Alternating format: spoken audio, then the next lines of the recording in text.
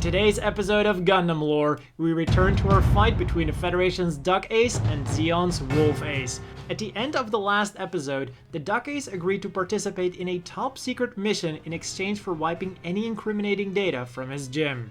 As part of this plan, Federation forces hijacked a damaged Chibe heavy cruiser and disguised themselves in rather uncomfortable Zeon uniforms. They would then try to get themselves towed towards Zeon's Granada base, the headquarters of Cecilia Zabi's mobile assault force, in order to blow it up and make Zeon sue for peace. Unfortunately for them, Wolfgang was the one who received the towing request, and he was unconvinced by their story. Supposedly, they were damaged during the Battle of Solomon and were in the sector because they had to shake off Federation pursuers. Additionally, their main hatch had been damaged, making it so that no mobile suit or other craft could enter the ship.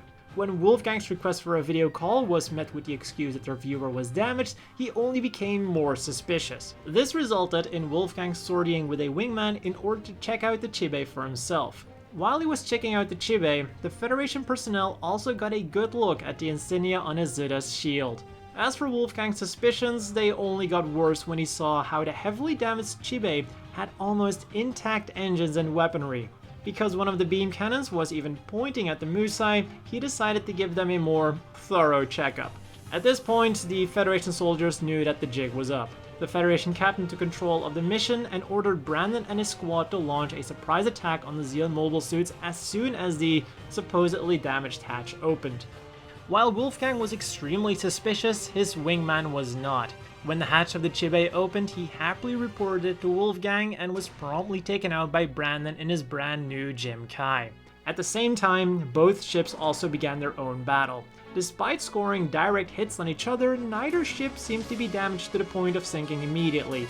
The Chibe lost her rear megaparticle cannon, and the Musai lost control of all of her weapon systems. On the mobile suit side, things were also heating up, with Wolfgang trying to draw the three Federation mobile suits away from his ship. Brandon chose his tactics wisely this time and ordered his wingman to surround Wolfgang and engage him in close combat. This then allowed Wolfgang to finally see who he was up against.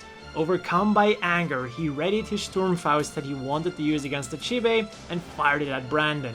But Brandon was able to raise his shield in time, and he only lost his machine's left arm. With Wolfgang having seemingly used up all of his tricks, Brandon ordered his wingman to charge Wolfgang.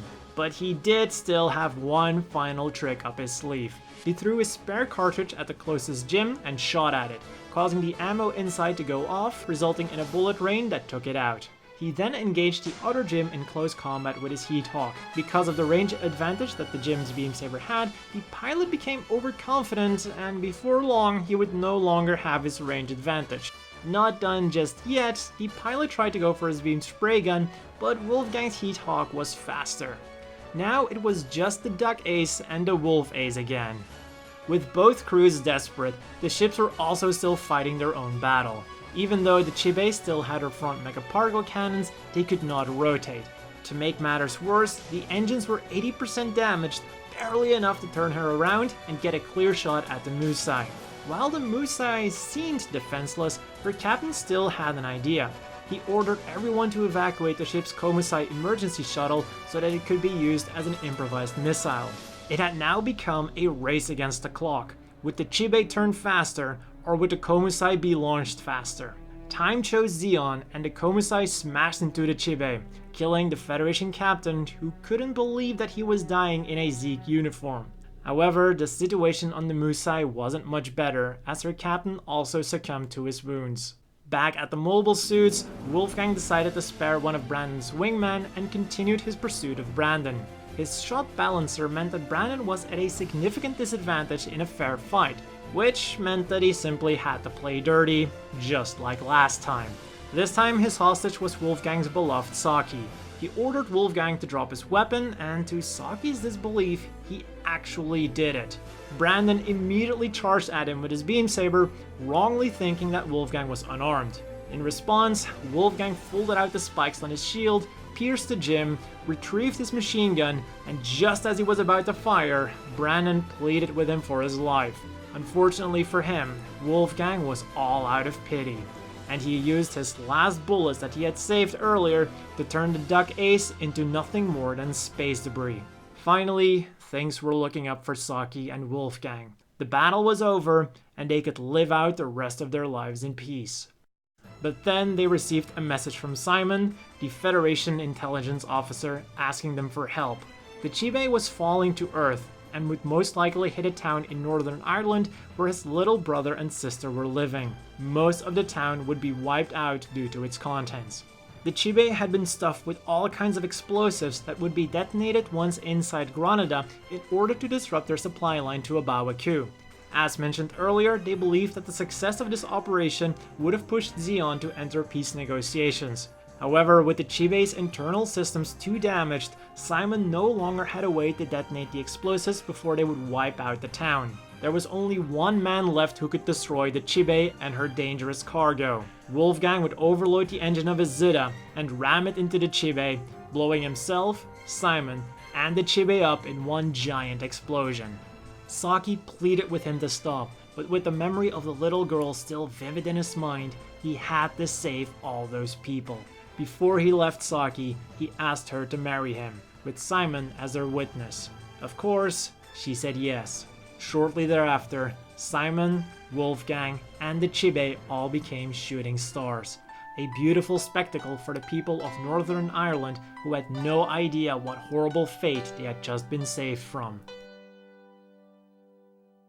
And that was all for the story about the Wolf Ace and the Duck Ace. And what a ride it was! I mainly did this manga to illustrate my view on manga canon, because man, I can't say I really enjoyed how this manga eventually went. Putting aside the usual evil-fed versus righteous Zeke trope, the ending was a serious letdown in my opinion.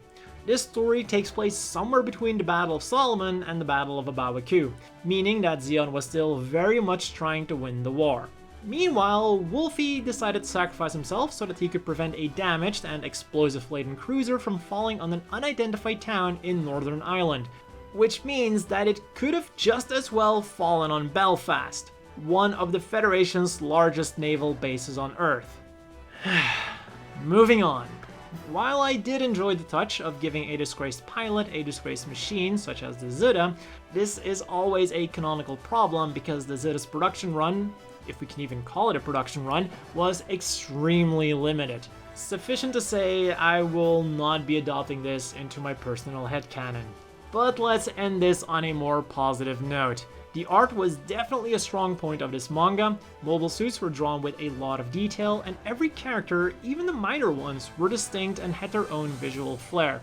While the story was not really my cup of tea, the art did convince me to give his next Gundam manga, Mobile Suit Gundam Aggressor, a shot in the future.